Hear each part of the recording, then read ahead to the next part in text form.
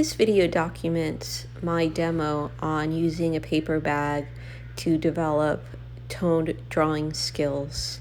Off camera, I set up a very simple still life. I'd recommend you set up something simple as well, and for that object to be a white object. Off camera, I took a paper bag and just cut using my hands. I tore a rectangular shape from my paper bag, and then I crinkled it with my fists, my hands, so that I had noticeable creases. I wanted the creases to look intentional versus like a haphazard crease on the paper. And then I took an iron, and on the very lowest setting, I ironed it flat. That helps to kind of get rid of a lot of the three-dimensionality of the paper.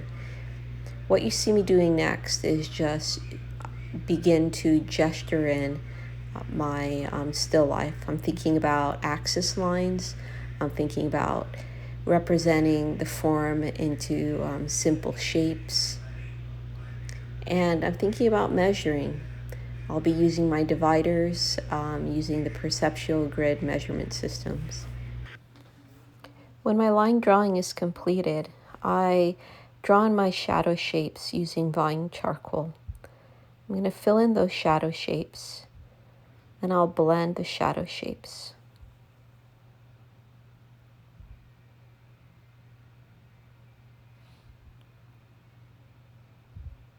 It's a good idea to consider the background. What value is the background? Ask myself where my darkest dark is. I begin to kind of develop that. I'll erase the area that I'll consider my light mass, where I'm imagining the white pencil will go. This prevents smudging or mixing of the white and the black. I'm laying in my lightest light.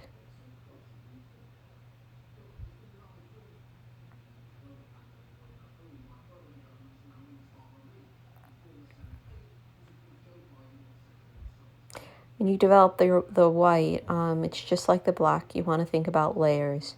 You're not getting anything automatically. Everything is developed in layers.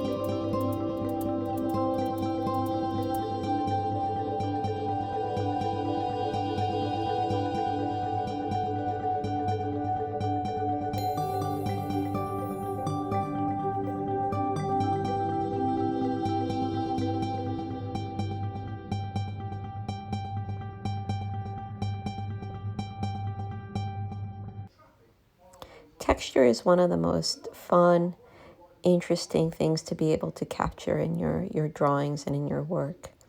Before we go into developing textures, we need to have our form read three-dimensional. This is the general rule when dealing with texture. There are exceptions, but in general, you want to make sure that your form is reading three-dimensionally.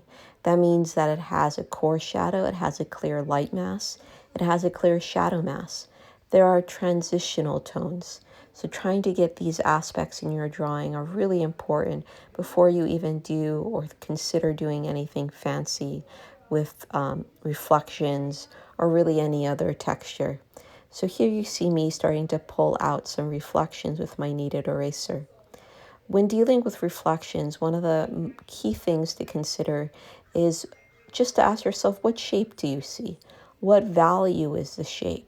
So those two questions to be considered. What value is it? What shape is it? That's really key into making anything look dimensional.